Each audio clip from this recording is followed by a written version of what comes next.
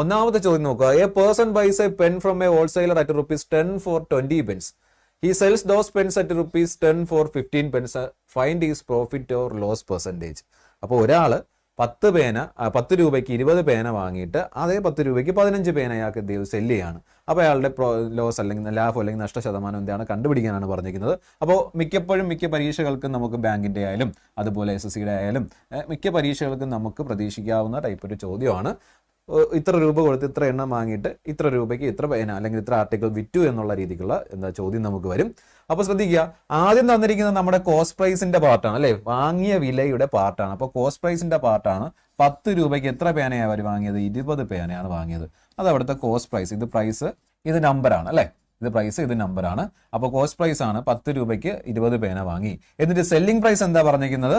അതേ 10 രൂപയ്ക്ക് 15 എണ്ണം വിറ്റു എന്നാണ് പറഞ്ഞിരിക്കുന്നത്. 15 എണ്ണം വിറ്റു എന്നാണ് പറഞ്ഞിരിക്കുന്നത്. അപ്പോൾ ഇത് നമുക്ക് പല രീതിക്ക് ചെയ്യാൻ പറ്റും. ഇക്വേഷനോ ഫോർമുല ഒന്നും പോകണ്ട, നമുക്ക് ജസ്റ്റ് ഈ നമ്പേഴ്സിൽ നിന്ന് തന്നെ കാൽക്കുലേറ്റ് ചെയ്ത് പോകാൻ പറ്റും. ഇതേ രീതിക്ക് എഴുതുക, പ്രൈസ് എഴുതുക, അതുപോലെ എണ്ണം എഴുതുക. എന്ന് നിങ്ങൾ ചെയ്യേണ്ട എന്തെന്ന് ചോദിച്ചു കഴിഞ്ഞാൽ ഈ എണ്ണം ഒരുപോലെ ആക്കാൻ നോക്കുക, എണ്ണം ഈക്വൽ ആക്കാൻ നോക്കുക.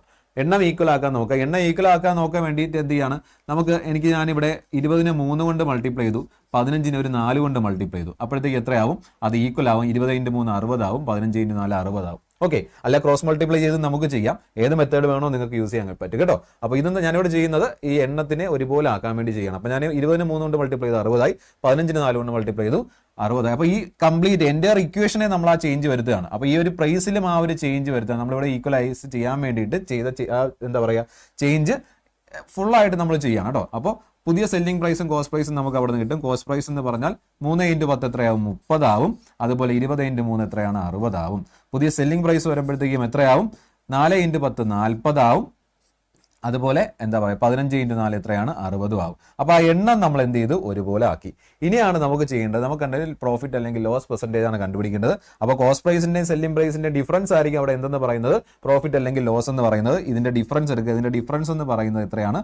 10 ആണ്. കോസ്റ്റ് പ്രൈസിന്റെയും സെല്ലിംഗ് പ്രൈസിന്റെ ഡിഫറൻസ് എന്ന് പറയുന്നത് 10 ആണ്. ശരി, അവിടെ പ്രോഫിറ്റ് ആണെങ്കിൽ പ്രോഫിറ്റ്, ലോസ് ആണെങ്കിൽ ലോസ് ആയിക്കോട്ടെ. അപ്പോൾ നമുക്ക് എന്താ കണ്ടുപിടിക്കേണ്ടത്?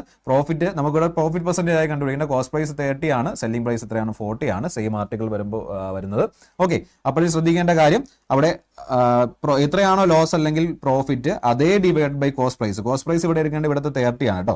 30 × 100 30 × 100 ചെയ്യുമ്പോഴായിരിക്കും നമുക്ക് ആൻസർ കിട്ടുന്നത്.